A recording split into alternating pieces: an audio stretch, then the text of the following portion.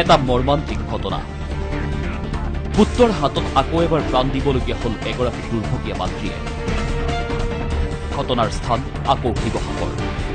৩টা মাহৰ ভিতৰত পুত্ৰৰ হাতত মাতৃয়ে প্ৰাণ হেৰুওৱাৰ তৃতীয়টো ঘটনা আকৌ এবাৰ শিৱসাগৰত ভুল অংকিত হল মানৱতা মদাহী পুত্ৰই গাত কেৰাচিন ঢালি জ্বলাই দিলে জন্মদাত্ৰী মাতৃক ঘটনাৰ স্থান শিৱসাগৰ নগৰৰ সমীপৰ টেক্সি মহদান ক্ষীৰোদ হাজৰিকা নামৰ পাখণ্ডটোৱে সোমবাৰে পুৱতি নিশা মাতৃক জ্বলাই দিলে কেৰাচিন তেল ঢালি অৱসৰপ্ৰাপ্ত তেল আৰু প্ৰাকৃতিক গেছ নিগমৰ কৰ্মচাৰী প্ৰয়াত প্ৰবীণ হাজৰিকাৰ পত্নী যুগদা হাজৰিকা স্বামীৰ মৃত্যুৰ পিছৰে পৰা মদাহী পুত্ৰই অকথ্য শাৰীৰিক আৰু মানসিক নিৰ্যাতন চলাইছিল বৃদ্ধা মাতৃৰ ওপৰত এই ঘটনাটো আমি প্ৰাথমিক অনুসন্ধান মতে এইটো হত্যাকাণ্ড আৰু খুব ওচৰ সম্পৰ্কৰ মানুহে মানে এই ঘটনাটো কৰিছে যুগদাৰ মানে দুটা ল'ৰা আছিলে এটা ল'ৰা আগতে ঢুকাইছে পিছৰটো এই ক্ষীৰোদ ষড়যন্ত্ৰ আছে অলপ টকা পইচাৰ কথাও আছে ইয়াত ষড়যন্ত্ৰমূলকভাৱে এইটো হৈছে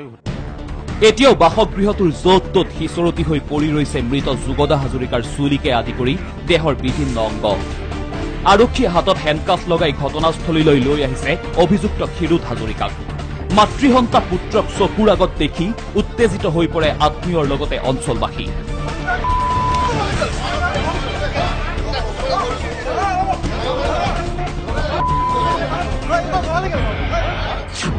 মাতৃৰ ওপৰত পুত্ৰই প্ৰত্যেক দিনাই চলোৱা অকথ্য নিৰ্যাতনৰ কথা জানিছিল অঞ্চলটোৰ সকলোৱে পূৰ্বে কেইবাবাৰো আৰক্ষীয়ে এনে কৰ্মকাণ্ড নকৰিবলৈ সকীয়াইও দিছিল কুলাংগাৰ পুত্ৰক মানে এটা চাই কৰি মদ খাই খাই মাকক জ্বলোৱা চাইছে এই ৰাতি 12টা বজাত এই বাচ্চাকেইটাক বেট লৈ পঢ়িবলৈ উঠায় ফুটবল মৰণে গুৰিয়াই ইয়াৰ নিজৰ ইনকাম 10 টকা পইচা নাই মাকক দম দিয়ে চেক লিখি দিয়ে পইচা উলিয়াই আনি যিগৰাকী ডাইভৰ্চ হৈছে সেইগৰাকীৰ লগত গৈ থাকে তাৰ পইচাকেইটা খতম হলে গৰু পিটন দিয়ে আকৌ খেদি মেলিলে পঠাই দিয়ে এইটো মানে আজি প্ৰায় চলি আছে 4-5 বছৰ এইটো এটা হৃদয় বিদাৰক ঘটনা আকৌ গাঁৱত যেন এনেকুৱা পুনৰাবৃত্তি নহয় সেইকাৰণে আমি ক্ষীৰোদ গগৈৰ ফাঁচি দাবী কৰিছো আৰু কোনো কাৰণত যাতে তেখেতৰ জামিন নহয় সোনকালে জামিন হলে কোন ল'ৰা ছোৱালী দুটা অকালতে আকৌ আমি হেৰুৱাম এতিয়ালৈ 3বাৰকৈ বিবাহ পাশত আবদ্ধ হৈছে ক্ষীৰোদ ইতিমধ্যে মৃত্যু হৈছে এগৰাকী পত্নীৰ বিবাহ বিচ্ছেদ হৈছে এগৰাকীৰ সৈতে প্ৰথমা পত্নীৰ লগত মিলি মাতৃক এনেদৰে জ্বলাই দিয়া বুলি অভিযোগ তুলিছে আত্মীয়ৰ লগতে ওচৰ চুবুৰীয়াই সোমবাৰে পুৱতি নিশা শুই থকা পাতিতে গাত কেৰাচিন তেল ঢালি জ্বলাই দিলে মাতৃ যুগদা হাজৰিকাক দেহতালে মানুহ এজনে ফোন কৰিছিলে তাৰপিছত কৈছে আইতাকে মোকে মাৰি পেলাবলৈ কৈছিলে 4টামান বজাত আজি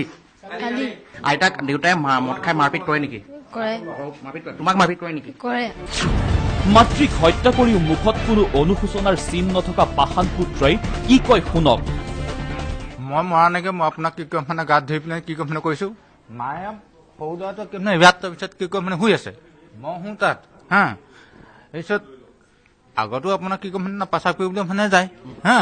তাৰপিছতে আপোনাৰ ধৰি লওক মানে মোক আকৌ মানে ল'ৰাটোৱে তাৰপিছত মানে জগাইছে হা অ' দেউতা বোলে পিছত বোলে এই উচকচোন বোলে মোৰ কি হ'ল বোলে পিছত বোলে মানে আইতা বোলে পিছত বোলে মানে বাহিৰত বোলে মানে গ'ল বোলে মানে নাই অহা আপুনি উঠকচোন